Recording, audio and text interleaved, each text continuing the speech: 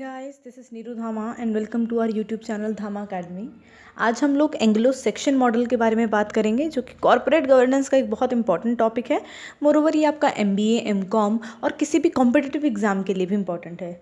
So without wasting any time let's discuss इसके बारे में पढ़ते हैं। उससे पहले मैं आपको एक चीज़ बताऊं कि ये 18th सेंचुरी का मॉडल है, जो कि हमारे क्लासिकल इकोनॉमिस्ट अडाम स्मिथ उन्होंने इस मॉडल को दिया था। अब इसके कुछ फंक्शंस हम पढ़ लेते हैं।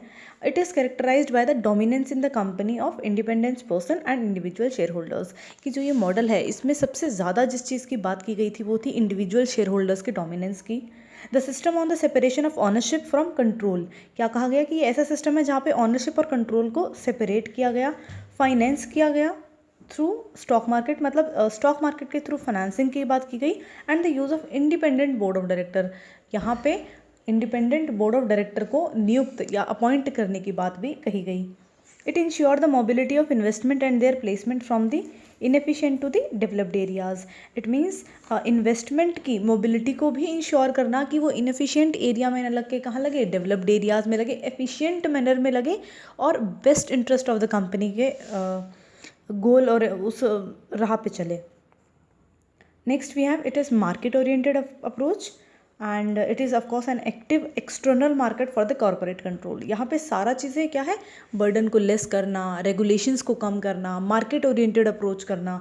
और ये मोस्टली किस किस देश में, किस कंट्री में इस अप्रोच को एक्चुअली यूज़ किया जाता है, which are United States, United Kingdom, Canada, Australia and New Zealand. These are the countries which actually use this model.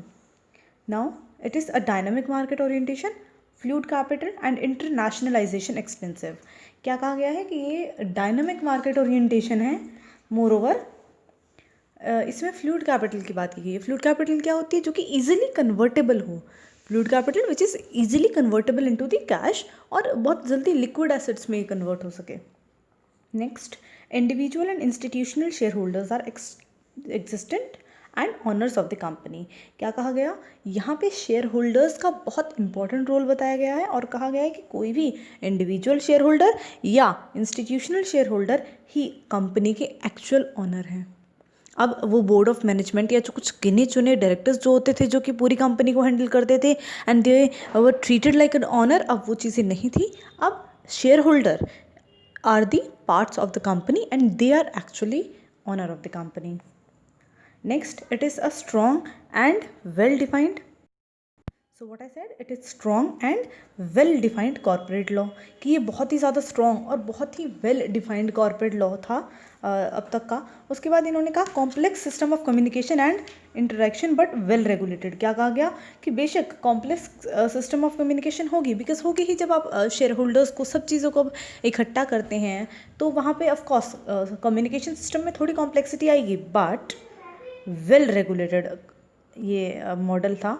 And यहाँ पे मैं आपको एक समरी में अगर बताऊँ तो यहाँ पे बात की गई थी कि आपका जो टैक्स बर्डन था उसको कम करना था, ट्रांसपेरेंसी को बढ़ाना था।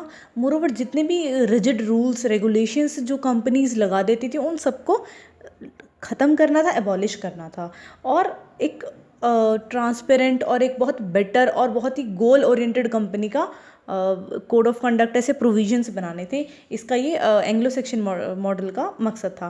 Hope it's clear to you. If there is anything which I need to explain, you can definitely going to ask in the comment sections.